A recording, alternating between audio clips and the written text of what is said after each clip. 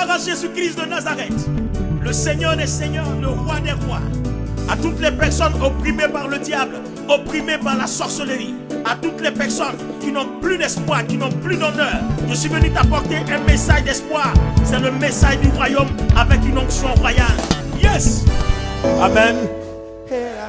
Alléluia. Écoutez ceci. Il y a quelque chose qui nous manque dans l'église. On loue beaucoup, on danse beaucoup, mais en fait, en réalité, on n'adore pas Dieu et on ne le loue même pas. Aujourd'hui, ce thème sur l'adoration est une des choses, une des clés qui tient au cœur du Seigneur. Vous savez pourquoi? Quand vous allez dans la présence de Dieu, que votre bouche est fermée en adoration, Dieu ne descend jamais. Vous allez comprendre pourquoi tout à l'heure. Je veux dire quoi? On est dans une assemblée, nous sommes réunis, et puis il n'y a qu'un groupe de personnes qui est là, qui chantent. En réalité, devant Dieu, ils sont les seuls qui adorent. Les autres sont des spectateurs. Parce que adorer, ce n'est pas chanter, mais c'est vivre la parole contenue dans ce que vous élevez. C'est le contenu de la chanson qui est la célébration. Et c'est ce que tu en fais. Quand tu entends ces paroles, qu'est-ce que ça te fait? Et qu'est-ce que tu sais de ton Dieu? Qu'est-ce que tu comprends de ton Dieu? Qu'est-ce que tu saisis dedans? Et c'est ça là qu'on appelle adoration. Sinon, ce n'est pas le fait que des gens chantent. Ce n'est pas le fait qu'une musique passe. Mais c'est le fait que quelqu'un savoure des paroles qui sont des pensées réelles de Dieu. Des paroles qui élèvent Dieu. Des paroles qui glorifient Dieu. Qui montrent qu'il y a un Dieu digne d'être élevé à travers ta bouche, à travers ta voix, à travers ton cœur et à travers tout ton être. Ton être doit vibrer pour ça. Et quand Dieu te regarde, il voit en face de lui un adorateur qui le cherche. Est-ce que quelqu'un comprend ça? Alléluia. Allons-y. On va aller 3 fois avec le peuple, toi et le peuple. Nous voulons voir comment des gens réagissent dans la présence de Dieu. Jésus est l'agneau, ensemble. Jésus est l'agneau de oh, qui se livre, qui s'est livré pour moi. Jésus, je crois qu'on peut faire mieux. Je crois qu'on peut faire mieux. Jésus est l'agneau de Dieu qui règne sur le trône. Une deuxième fois, on peut faire mieux ensemble, l'église, on peut faire mieux. Jésus est l'agneau de Dieu qui s'est livré, qui s'est livré pour moi. Oh, Jésus est l'agneau de Dieu qui règne sur le trône. Louange à l'agneau, louange à l'agneau de Dieu qui s'est livré pour moi. Louange à l'agneau de Dieu.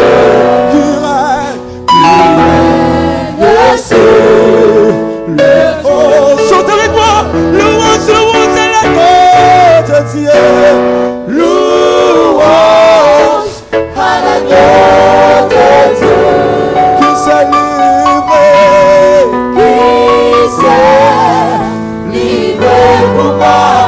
Oh, louange, louange à l'agneau de Dieu qui règne sur le trône. Est-ce qu'on peut acclamer le Seigneur? Merci de vous asseoir. Pendant qu'on s'assoit, on acclame le Seigneur. Alléluia. Vous voyez, un adorateur doit éprouver du zèle quand il s'agit de son Dieu. Je n'ai pas entendu l'amen de quelqu'un. Un adorateur. Vous savez, quand on dit adorateur, dans notre jargon, ça signifie fan club. Ah, c'est maintenant que vous avez compris. Je vous ai dit que quand ce thème-là va finir, on aura de vrais adorateurs dans cette église. Quand vous entendez adorateur, on entend fan club. Asseyez-vous, groupe musical. On entend fan club. C'est comme quelqu'un dit, tel artiste est mon idole. C'est-à-dire, une fois que tu entends sa voix, on dirait qu'on a versé quelque chose sur toi. Tu te lèves tout de suite, tu sautes dans la chose. On dit, ah, ça c'est un adorateur. C'est un fan club. On ne parle pas mal de ton artiste devant lui, devant toi. Celui qui critique ton artiste, ton idole devant toi, il t'a cherché par là. Quelle que soit ta dignité, tu vas faire quelque chose.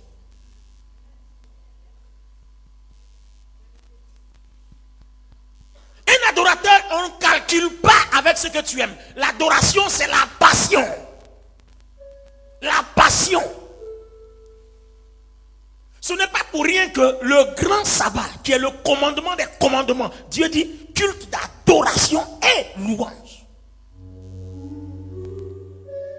C'est dans l'adoration que tu vas exprimer ta passion.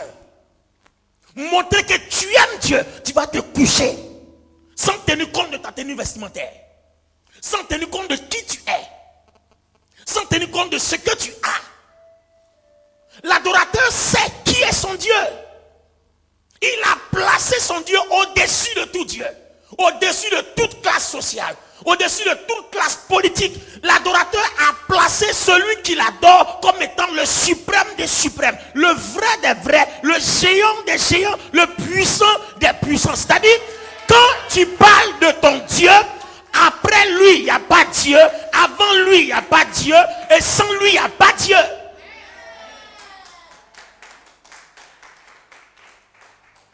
Il faut qu'on sente ta passion. L'adoration, l'adorateur est après et avant tout impassionné. Il négocie pas avec le nom de son Dieu. Ça ne se négocie pas.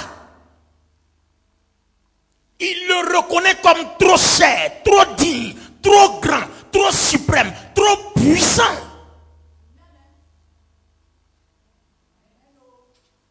Les amis, l'adoration, c'est là où Dieu descend pour libérer sa puissance. C'est dans l'adoration que Dieu communique l'onction. Pendant la louange, Dieu descend, il agit, il fait les combats. Lisez un peu la Bible, vous allez voir, dans 2 Chroniques chapitre 20 par exemple, quand Dieu est descendu pendant la louange, il est descendu pour frapper toute adversité. Mais quand vous adorez, il s'agit de vous et de votre Dieu. Nous prions pour avoir les dons spirituels. Nous prions pour avoir des grâces et des bénédictions. Mais c'est pendant l'adoration que Dieu répond. Mais s'il n'y a pas d'adorateur, s'il n'y a pas de passionné pour Dieu, attendez, regardez la manière dont Jésus est mort à la croix. Ce n'est pas une passion, mais c'est pour nous. Il est passionné pour toi, il est passionné pour moi, il est passionné pour nous. Et nous, où est notre passion? Regardez comment quelqu'un peut courir pour aller au stade pour aller regarder un match. Mais regardez aussi comment quelqu'un peut prendre son temps pour venir à l'église. Regardez un homme, une femme passionnée pour son boulot, pour son travail. Parce que tu es passionné derrière ton travail pour ton argent. Regarde comment tu peux te lever à 4 heures du matin alors que le travail c'est 8 heures. Mais tu te lèves à 4 heures pour braver les embouteillages. Parce que tu te dis, si tu ne te lèves pas à 4 heures, tu n'arriveras jamais à 8 heures. Vous comprenez? Mais regardez quelqu'un qui a un culte à 8 heures, et un jour il n'y a pas d'embouteillage, et il arrive à 10 heures. Sans blague. Où est ta passion? Je veux que tu regardes ton voisin à côté, dis-lui, où est ta passion? Pour celui que tu appelles ton Dieu. Pour celui de qui tu attends beaucoup. Nous attendons beaucoup de Dieu, mais nous exprimons peu dans notre adoration.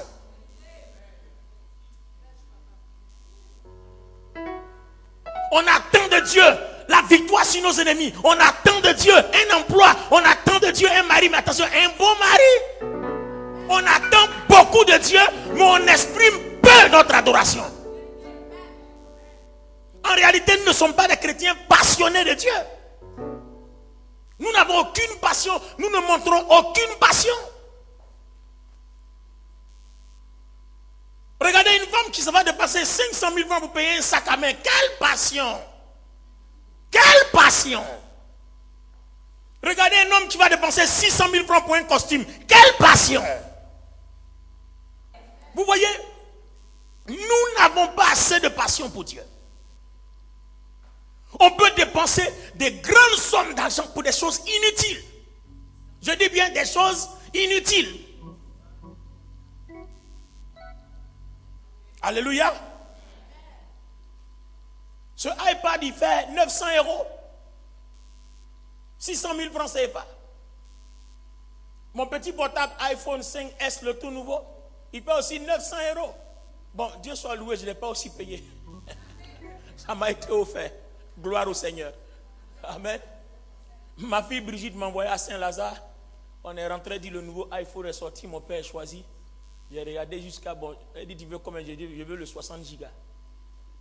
Bon, j'ai dit, ça peut aller ma fille, je peux prendre ça? Elle dit, oui, prends. Et puis j'ai pris. Mon petit ordinateur portable, je n'ai pas payé aussi, ça m'a été offert. Amen. On est monté à la FNAC. On m'a dit, choisis un ordinateur, j'ai regardé, j'ai dit, là où il y a toutes les options, on dit, c'est ça, là, ça fait 1100 € et puis il est pris. Donc tu me demandes le prix, je ne connais pas. Amen. Chacun a sa grâce sur la terre. Mais je veux parler de notre passion. Je veux parler de notre passion.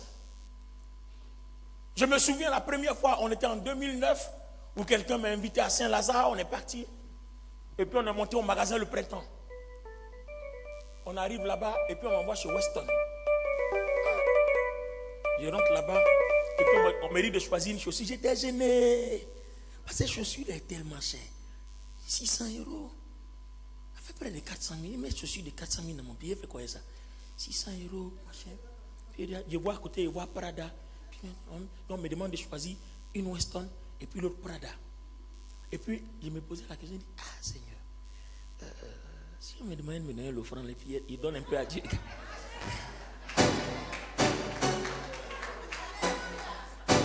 Je donne un peu à Dieu et garde le reste. Ça ne sera pas bon. Donc j'étais gêné comme ça, mais je ne peux pas dire aussi. Donc j'ai pris dans mon cœur, Seigneur, tu vas le toucher pour que me donne l'argent. Et puis, donc j'ai pris une Weston, ça faisait 600 et quelques euros. Puis après on est parti chez Prada. J'ai pris une chaussure, ça fait 475 €. Et puis j'ai pris une autre ceinture. La ceinture faisait près de 300 €, vous avez 200 000. Il y a une ceinture Prada que je porte ici. Là. Donc tout ça là, ça fait au moins près de combien? Okay. Donc je me suis posé la question. J'ai dit, mais comment une personne peut faire ça au nom de Dieu? Parce que la personne se dit, l'homme de Dieu qui nous prêche la vraie parole doit être un homme bien présentable. Quand on le voit, on doit voir Dieu. Donc, elle a laissé son frère, elle a laissé sa soeur, elle a laissé son père, elle a laissé sa mère, à qui elle ne paye pas ça, et puis elle est venue payer pour moi au nom de Jésus. J'ai remarqué dans mon cœur, mais quelle passion!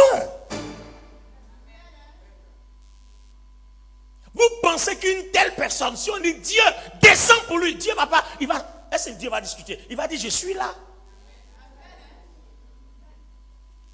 Mais on l'a vu dans la maladie d'Ézéchias. On l'a bien vu dans la maladie d'Ézéchias. Il est malade, il doit mourir. Quand Dieu est venu dire, souviens-toi de ma passion. Voilà tout ce que j'ai fait. Je n'ai jamais fait ça pour mon père et ma mère, ni pour moi-même ma vie. Ésaïe n'est même pas sorti de la main. On lui dit, retourne. Ézéchias était un passionné de Dieu. Et ce soir, je vais vous parler de la passion dans l'adoration. Sans passion, vous ne pouvez pas être un bon adorateur.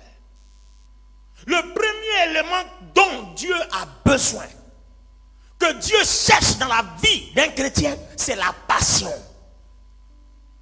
C'est pour ça que ce film de Mel Gibson a été appelé Passion du Christ. Comment Dieu a tellement aimé le monde. Regardez la manière dont Jésus a été frappé. Comment il a été maltraité. Et pour quel but? Parce qu'il t'aime. C'est-à-dire, tout ce que vous faites, si ce n'est pas accompagné de passion, vous ne démontrez pas votre cœur.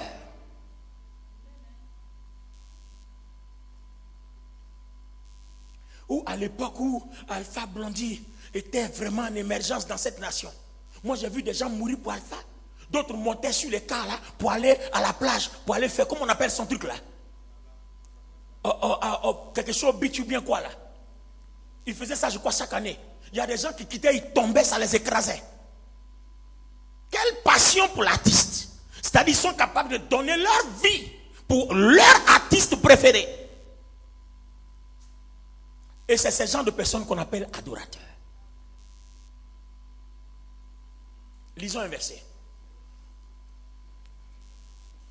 Lisons un verset. John 4:33. Si tu n'as pas compris, quelqu'un d'autre va, celui qui a compris va venir lire.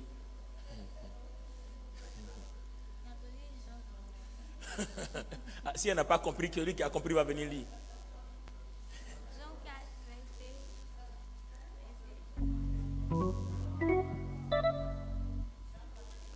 John chapter 4 verse 23. John 4:23. 4:23. Jean chapitre 4 verset 23. Est-ce qu'on peut se tenir debout pour honorer? C'est ça la passion, tu vois. Dès que le verset était annoncé, tout le monde, tous les passionnés devaient être debout. Tous les passionnés devaient être debout. Mais l'heure même il y a les paralytiques qui font l'effort d'être debout parce qu'ils sont tellement passionnés. Pour ceux qui vont sur internet, regardez un monsieur qui a les mains coupées, les pieds coupés, mais il est excellent prédicateur. Il attrape son micro entre son cou et son épaule. Et puis il prêche, les malades guérissent, les paralytiques se lèvent. Il est sans mains, sans pieds. Mais il n'a pas pu dire, je suis handicapé. Dieu, tu as laissé les autres leurs pieds. Moi, tu as coupé pour moi, donc je ne peux pas te servir. Mais il met son micro là, comme ça. Et puis il prêche, il n'y a pas bras, il n'y a pas pied. Et puis pied là, c'est coupé, il caille ici. Donc il est assis comme ça, il reste que son tronc. Il faut le voir prêcher et danser. Dieu veut des passionnés dans l'église. Dieu veut voir ta passion. Est-ce que tu as démontré à Dieu que tu as assez passion? Quand tu es passionné, tu n'as pas d'handicap. Ton handicap n'est plus un problème. L'argent n'est pas un problème. Alléluia. Quand tu es passionné, ton handicap n'est plus un problème.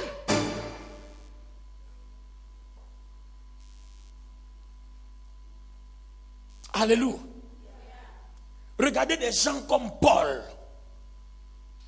Il s'est privé de femmes et de mariage. Parce qu'il n'avait pas le temps de bâtir un foyer. Vu les charges que Dieu lui a données. Donc, il est resté comme ça jusqu'à sa mort. Oh, quelqu'un pouvait dire là-bas que tu es bête. Et il répond, c'est parce que je suis un passionné. Je suis un véritable adorateur. La vraie adoration passe par la passion. Si vous n'êtes pas passionné de Jésus-Christ, passionné de l'Éternel, passionné du Saint-Esprit, passionné de cette Bible que nous avons, votre adoration ne pourra jamais être agréable. La Bible dit c'est de l'abondance du cœur que la bouche parle. Si votre cœur n'est pas rempli de passion, tout ce qui sort de votre bouche ne sera jamais agréable à Dieu. Est-ce que j'ai parlé à quelqu'un ce soir? Donne-nous Jean 4:23. Mais l'heure vient. Mais l'heure vient. Et elle est déjà venue. Et l'heure est déjà venue. Où les vrais adorateurs. Où les vrais passionnés. Adoreront le Père en esprit et en vérité. Adoreront le Père en esprit et en vérité. Merci de vous asseoir. Alléluia. L'heure vient. Et l'heure est déjà venue. C'est-à-dire quand Jésus est passé à la croix. Depuis combien? Plus de 2000 ans. On n'a plus besoin des gens qui connaissent Dieu. Mais on a besoin des gens qui adorent Dieu. Autrement dit, des gens passionnés qui peuvent mourir pour leur Dieu. Comme notre Dieu est mort pour nous. Perdre tout pour Dieu. C'est une adoration. Un adorateur. C'est une passion. Une adoration. Donner tout à Dieu. Mais aujourd'hui, pour que le diable puisse t'empêcher d'être un passionné, tout ce qui est donné est déjà caricaturé. Et beaucoup suivent ce mouvement. Quand ils vont dans une église, le jour où on parle bien d'argent, bon, le pasteur là, il a bien perché, mais là, a fait d'argent, ils ont mis dedans, je ne vais plus là-bas. Tu es disqualifié. C'est vrai qu'il y a des endroits où on exagère. Mais il y a des endroits aussi où les gens enseignent la vraie parole. où on enseigne la vraie vérité.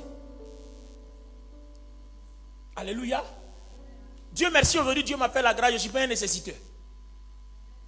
Donc ton argent ne donne pas, ce n'est pas grave. Mais je veux que tu donnes pour être un passionné. Je veux que tu entres au ciel. Je veux que tu sois une personne distinguée. Je veux que tu sois une personne bénie. Alléluia. Oh, certainement, peut-être au début du ministère, c'était un peu difficile. Quand il n'y avait pas d'offrande, on se plaignait parce que tout était difficile. Mais aujourd'hui, même s'il n'y a pas d'offrande, ce n'est pas grave. Moi seul, j'ai payé le temple. Mais j'ai pris la grâce, moi seul. Ah, ce n'est pas grave. Alléluia. L'argent n'est pas un problème. Gloire à Dieu. C'est une parole de foi. L'argent n'est pas un problème. Quand vous êtes passionné de Dieu, vous ne manquez de rien. Parce que Dieu pense à vous. De la manière dont vous exprimez votre passion, le ciel aussi exprime la passion envers vous. C'est-à-dire qu'il y a quelque chose pour vous à n'importe quel moment de la journée ou de la nuit, à n'importe quel moment de votre vie. Il y a toujours quelque chose pour vous.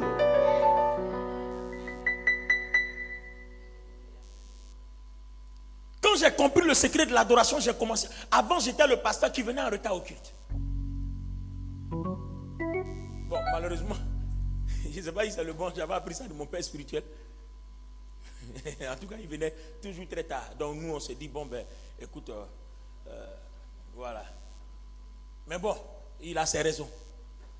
Mais quand mon Dieu m'a montré, un passionné, qu'on dit 8 heures, avant 8 heures, tu es là.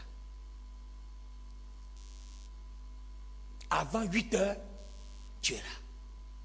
Pour montrer à Dieu que tu le cherches. Il dit, si vous me cherchez comme vous cherchez l'argent, vous me trouverez. Or, façon dont tu le cherches quand tu vas au travail, tu le trouves. Ce n'est pas parce que tu vas toujours à l'heure, on calcule tous au bout de 10, on dit donnons-lui promotion parce que c'est un employé fidèle.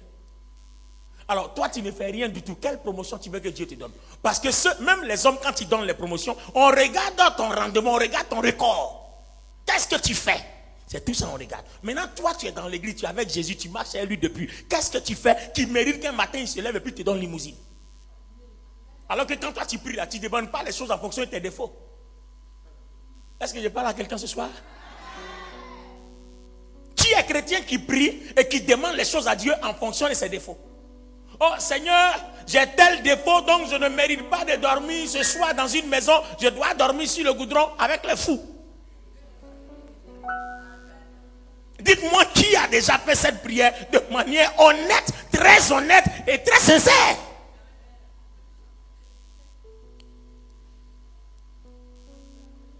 Seigneur, à cause de ma méchanceté, je ne mérite pas de vivre. Permets que le souffle me soit arraché maintenant. Mais tout le monde dit, Seigneur, je veux vivre, je veux être vieux, je veux être rassasié, je veux avoir des enfants, je veux avoir des maisons, je veux avoir des voitures. Et puis il y a une petite voix de Dieu qui dit, est-ce que tu es passionné pour moi, pour que moi je me déploie pour toi de cette manière? Tu fais quoi? Tu ressembles à quoi par rapport à moi?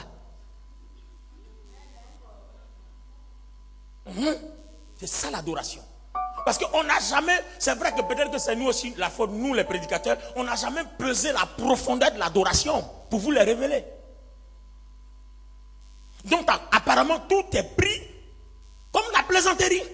Quand quelqu'un arrive à adoration, on entend adorer Dieu, vous allez le voir, il regarde comme ça, il regarde ici, autour de lui, il regarde les gens, il regarde, tu as un problème ici là, c'est quoi? C'est un site touristique. Tu es venu à l'église, tu es venu chercher Dieu, sois plongé dans la passion.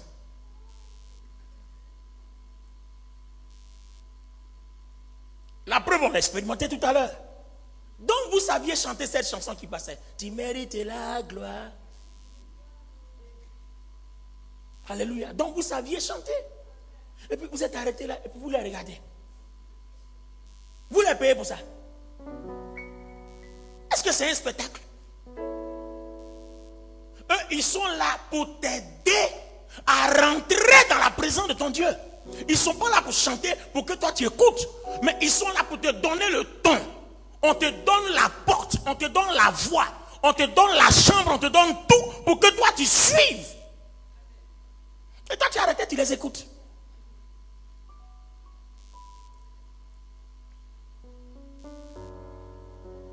Le groupe musical dans l'église, le groupe de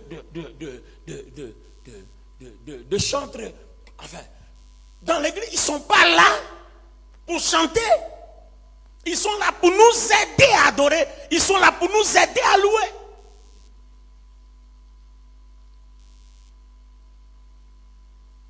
Gloire à Dieu. J'avoue dans un témoignage qui paraît un peu fou. Peut-être que quelqu'un dirait, les gens pensent que parce que comme nous sommes aussi pasteurs, on est dispensé de certaines choses. C'est faux. Une fois, ma femme et moi on priait, on demandait l'argent à Dieu. On était coincés dans une maison bizarre là. À un moment donné, on a dit non, Seigneur, maison là, ça ne convient pas. C'est pas bien. Parce que quand les gens viennent ici, ils perdent la foi. Ça là, on ne peut plus rester ici. Attendez, les gens, écoutez les amis. Des gens viennent vous voir, ils cherchent Dieu. Attends, imaginez-vous que quelqu'un qui a un projet de 60 millions, bien de 600 millions, et puis il vient, il espère que toi tu vas prier, ça va être débloqué, et puis il vient te trouver dans la cabane. Mais quand il rentre là-bas, il perd la foi. Ah, parce que si toi tu peux prier pour que 600 millions, et puis toi tu es ici. Toi tu débloques 600 millions, et puis toi tu es ici.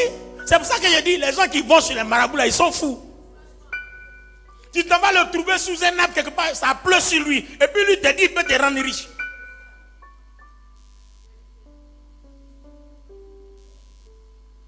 Alléluia. Je crois qu'à un moment donné, on peut être trompé. Mais on ne peut pas être trompé toute notre vie. Donc on a prié pour avoir de l'argent. Oh, vous oubliez, pour avoir de l'argent, c'est compliqué. Hein? Parce que souvent tu pries, tu te demandes, mais ça va venir d'où? Ça va venir de quoi? Comment ça va venir? Et puis un jour, je suis là, mon téléphone sonne, quelqu'un m'appelle de venir prier pour un sujet. Il a dit, ah Seigneur, merci, voici l'opportunité. Ah, tu es assis dans ton coin, on dit, viens prier pour le sujet. Si tu as prié que c'est débloqué. Ah, souvent il y a action de grâce. J'ai prié et dit, Seigneur, bénis-moi. Et puis on me dit, viens prier pour tel sujet. Donc voilà la porte. Si il a prié que c'est débloqué, il y a action de grâce. Je suis allé prier, ça a été débloqué. On m'a fait action de grâce. C'était la première fois où j'ai touché mon premier million.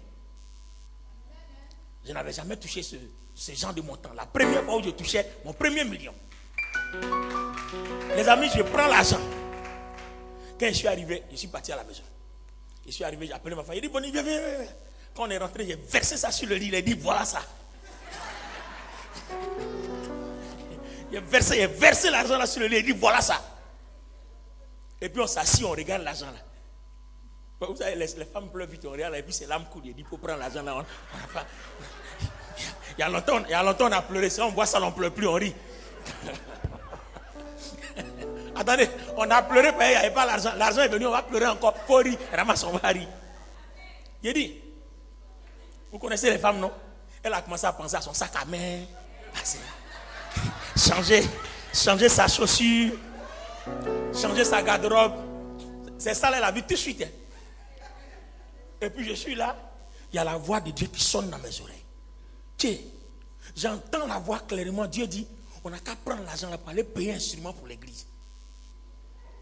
Donc, la femme qui vient de pleurer de joie à cause de l'argent là, si elle lui dit tout de suite, on n'a qu'à prendre l'argent là, Dieu dit, on n'a qu'à aller payer un instrument, on risque de m'engager. Donc, je suis là, je suis perturbé. Je ne sais pas ce que j'ai dit. Donc, on a ramassé l'argent et puis on a mis à côté.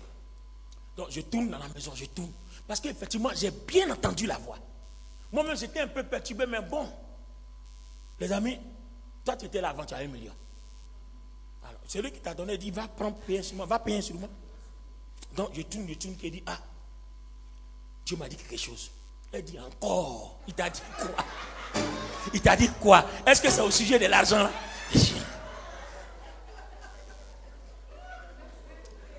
Oh my God. Il y a longtemps, on est dans le coin là, il fait chaud ici. On va déménager, on va aller payer caution, on va déménager. Dieu, c'est pas au sujet de l'argent là. Il dit oui. Quand il dit ça, il est devenu triste, calme comme ça. Bon, comme nous on est pasteurs aussi, elle connaît, je connais. Donc quand c'est comme ça, on ne parle pas trop. Et Dieu dit de prendre l'argent là, on va payer un instrument. Puis on a pris l'argent. Ça fait, je n'ai pas reconnu ma femme pendant au moins 1 semaine. Moi, je n'ai même plus le courage même de mettre la main sur elle. Parce que je ne suis pas sûr que en tout cas, je voyais vraiment à quelle froideur quoi.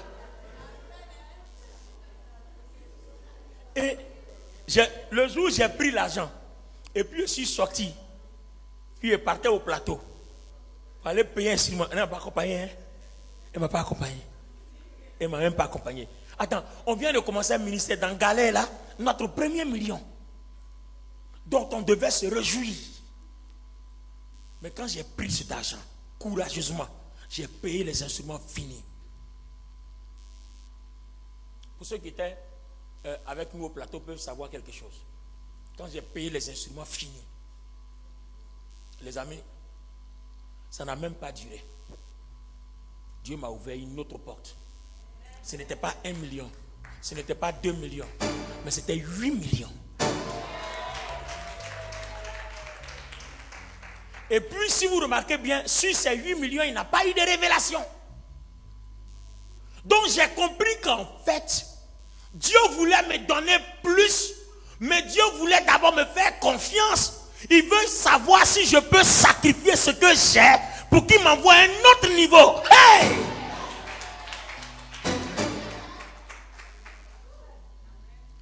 Vous ne pouvez pas aller à un autre niveau quand votre passion ne dépasse pas ce niveau. Est-ce que je parle à un enfant de Dieu ce soir? Tu n'es pas capable de sacrifier 500 000 pour Dieu. Et toi, quand tu pries tous les jours, tu demandes 2 millions, 3 millions, 4 millions. Tu ne les auras jamais parce que ta passion ne dépasse pas ce niveau de sacrifice.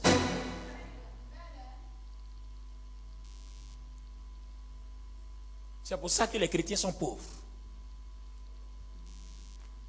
C'est pour ça que les chrétiens sont pauvres. On était à Paris. D'abord à la porte de la chapelle, l'église déménage, on s'en va à Gennevilliers. Gennevilliers est loin. Les 400 fidèles sont divisés par 2. On arrive là-bas, la salle fait 200 places.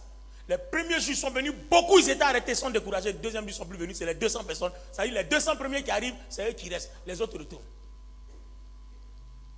Il fallait qu'on cherche une salle. Et on cherche l'homme pour payer l'argent. Les fidèles sont les plus cotisent pas. Je suis allé aux États-Unis, je suis venu, Dieu m'a béni, il a pris l'argent et mis dedans. On a déménagé, on est parti à Montreuil. On arrive à Montreuil, il faut faire les travaux. Beaucoup d'argent. On a fait les travaux à la hauteur de près de 70 000 euros. Parce qu'il fallait sonoriser les murs. Et tu sais ce que j'ai fait? Je suis arrivé, j'ai dit aux fidèles, qui pense qu'on peut, quand on arrive, on a regardé la salle là, on dirait poubelle. Et puis il a dit aux gens, on peut transformer cette salle là. D'abord, à la porte de la chapelle, c'était un garage. Le propriétaire même qui avait, savait même pas qu'il y avait quelque chose de bon.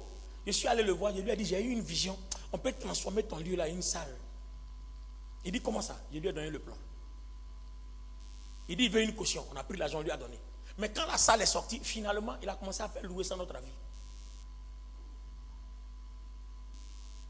C'est-à-dire, il avait un trésor, mais il n'était pas passionné.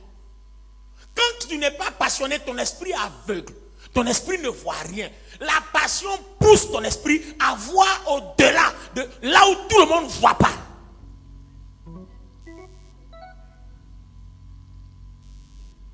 Écoutez-moi bien, Dieu va ouvrir ton esprit ce soir. On arrive à Gennevilliers, on déménage, on va à la porte de la chapelle. Et quand je suis arrivé là-bas, il fallait prendre une entreprise pour faire les travaux, ça coûte cher, on ne peut pas.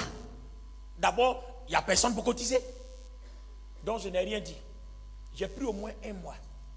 Quand je me lève matin à 8h, je m'en vais, j'enlève chemise, j'enlève tout, je prends les échelles, les chiens en haut, et puis j'ai commencé à coller les trucs au plafond. Jusqu'au bout de 2 mois, j'ai fini. Je me vais à 8h, je rentre à la maison à 1h du matin. Dieu est mon témoin, et puis je parle. Coller les choses au mur. Je prends moi-même. À 18h, il y a quelques fidèles qui viennent. Et puis on a les scies là. Et puis on travaille. Tu donnes à une entreprise, on va te dire 50 000 euros, tu ne peux pas. Donc on a fait doucement. Voilà mes jeans là, voilà mes trucs. Et puis je suis en train de travailler. Fidèle me regarde, fidèle ne regarde pas. Bishop ou pas bishop, on s'en fout, on est passionné. Ce que l'homme ne peut pas faire, nous on va faire. Et c'est pour ça aussi que Dieu va nous regarder différemment. C'est pour ça aussi que Dieu va faire avec nous ce qu'il ne fait pas avec tout le monde. Parce que ce que je peux faire et ce que j'accepte de faire à cause de ma passion, tu ne l'accepteras jamais. Donc Dieu ne va pas nous regarder. On ne sera jamais même chose. Il dit à Satan, tu as vu Job, il y avait 1000 personnes, 10 000 personnes, 1 milliard de personnes. Mais Dieu reconnaît Job au milieu de ce milliard. Et pourquoi il le reconnaît? À cause de l'intégrité, à cause de la droiture, à cause de la passion de Job.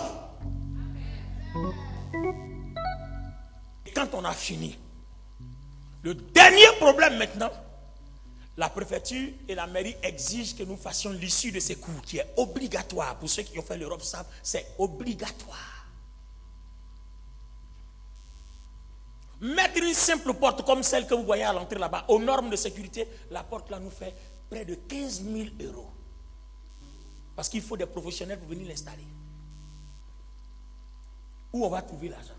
Et quand tu demandes aux fidèles, venez donner l'argent. Non, pendant ces travaux-là, mon nom a été bien sali. Parce qu'il fallait qu'on demande. Non, il presse bien, mais il aime l'argent. Il presse bien, mais il parle trop d'argent. Mais je ne fais rien avec ton argent. Je paye les portes où toi tu vas venir adorer comme un passionné.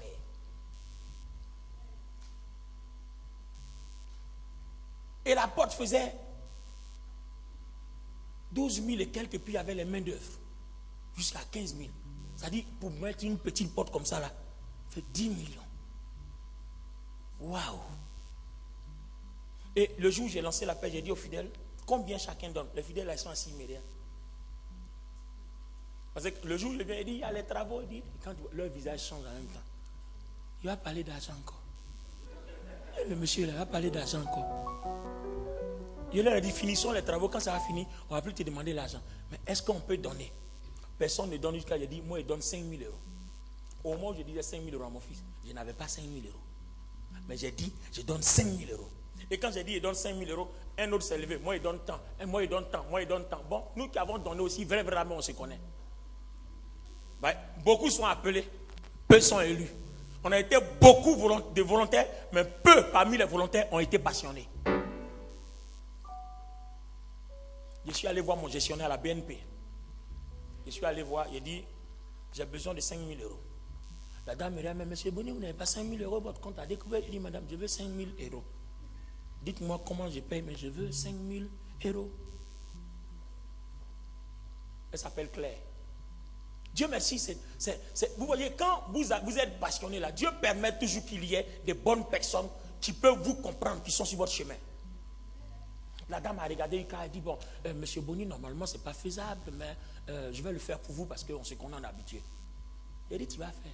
Dans mon cœur, ça c'est dans mon cœur, elle n'a pas dit ça vis-à-vis. Elle dit, tu vas faire. Et puis elle a fait.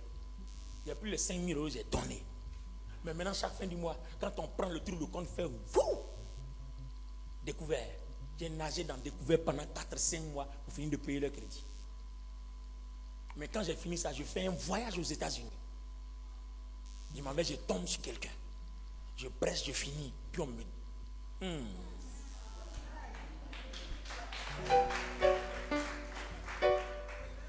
Moi aussi, je suis allé quand il y a pression, ça, il ne dit pas le montant. C'est entre Dieu et moi. Alléluia. Au moment où je montais sur les plafonds, je coulais là, j'étais seul. Donc, au moment où on me donnait l'argent aussi, j'étais seul. Donc, c'est moi seul qui ai gardé mon argent. Et c'est moi seul qui sait ce que j'ai fait avec. Il faut être un passionné pour Dieu. N'ayez pas peur. C'est la passion qui vous entraîne dans la bénédiction. Je dis, c'est la passion qui vous entraîne dans la royauté. C'est la passion qui fait que Dieu vous regarde favorablement. C'est votre passion qui va déterminer le niveau de bénédiction. Là où Dieu va vous placer, vous serez heureux. Et puis les gens vous regardez, ils vont témoigner que Dieu est avec vous. Votre niveau de passion élève ta passion. Il y a des gens qui sont à l'église. Je suis sûr qu'ici, là, personne n'a jamais osé faire une offrande de 5 000 un jour. Mais tu n'as jamais osé. Donc tu ne verras jamais la main de Dieu. Parce que pour toi, c'est trop dur. Tu vas calculer tes trucs. Tu vas calculer. Tant que tu resteras dans cet esprit de calcul, que la passion ne dominera pas ce calcul, Dieu ne t'enverra jamais au-delà d'un certain niveau financier. Les gens peuvent te bénir aussi au-delà de ce que tu crois, au-delà de ce que tu penses. C'est ta passion qui change, qui inverse les choses.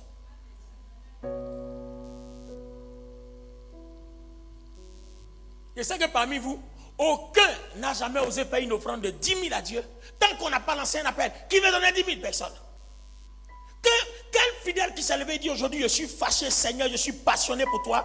Aujourd'hui là, je vais faire une offrande de 50 000 sans même qu'on lance un appel. Sans même, je dis, qu'on lance un appel. C'est-à-dire, tu l'as décidé toi-même depuis la maison, ta propre passion, parce que tu sais qui il est, tu sais ce que tu cherches, tu sais ce que tu attends de lui. Parce que parmi les 1 milliard de personnes, tu dis, je veux me distinguer. Quand Dieu me regarde, il doit me regarder favorablement. Je ne veux pas ressembler à un chrétien X, je ne veux pas ressembler à un chrétien B, mais je veux être un chrétien spécial aux yeux de mon Dieu. S'il y a 10 adorateurs, il doit me voir comme le meilleur. Or, nous, qu'est-ce que nous faisons? On attend toujours qu'on dit, qui veut donner tant? Qui veut donner tant? Et puis encore pendant que d'autres murmurent, même celui-même qui est là, il vient, il est volontaire là. Mais on va comment? Tous ils sont là, ils nous appellent seulement, on va aller. Et quand tu viens là dans ton cœur, c'est ce que tu dis, et puis tu viens t'arrêter là.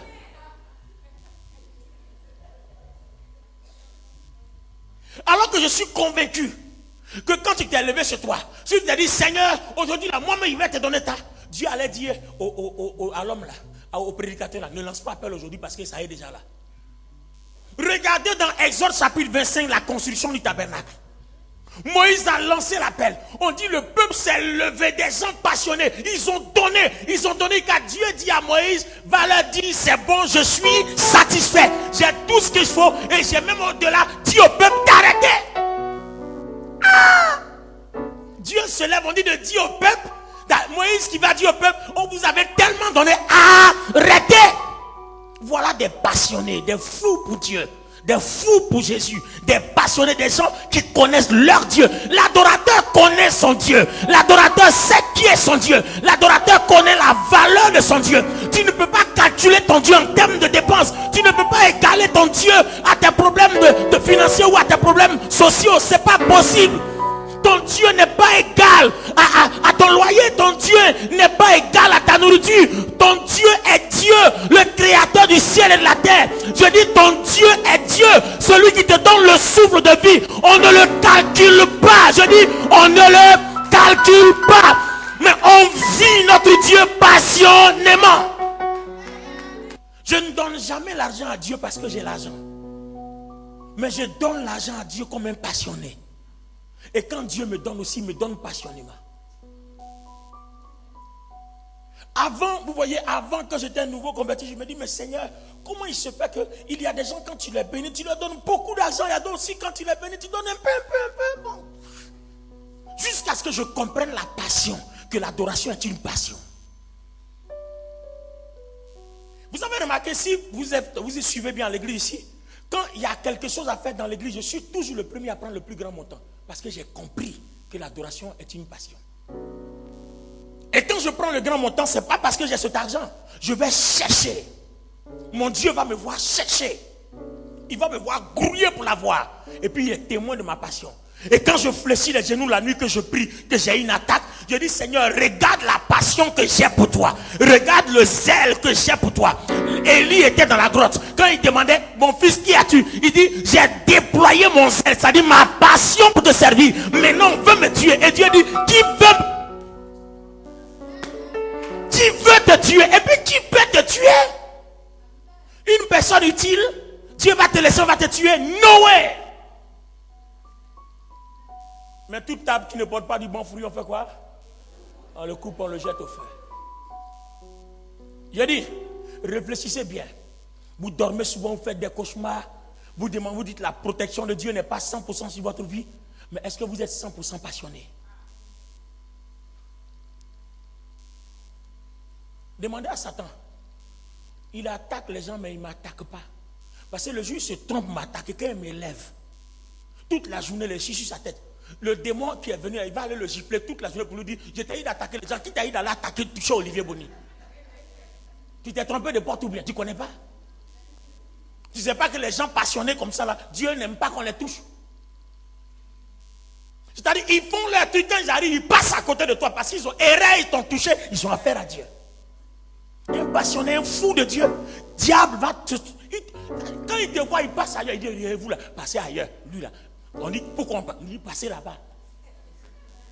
Le sorcier qui pose la question, dit, mais pourquoi depuis on rentre dans la maison, lui on ne rentre pas à la maison, on le siffle d'abord, on dit, qui t'a eu de poser la question au sujet de cette maison? Parce que dans cette maison, il y a un passionné. Est-ce que Dieu a trouvé une personne passionnée ce soir au milieu de nous? Est-ce que Dieu a trouvé quelqu'un qui veut changer sa manière d'adorer Dieu, sa manière de voir les choses? Est-ce que Dieu a trouvé une personne qui peut comprendre que sa passion est déterminante pour sa bénédiction et est déterminante pour l'autorité, la puissance de Dieu agissant en elle? Est-ce que tu peux comprendre ça? Que la passion de Dieu appelle la gloire, la passion appelle la puissance, la passion appelle l'autorité. Je dis la passion appelle l'approbation et la passion appelle l'implication de Dieu dans tout ce que tu fais. Je dis bien la passion.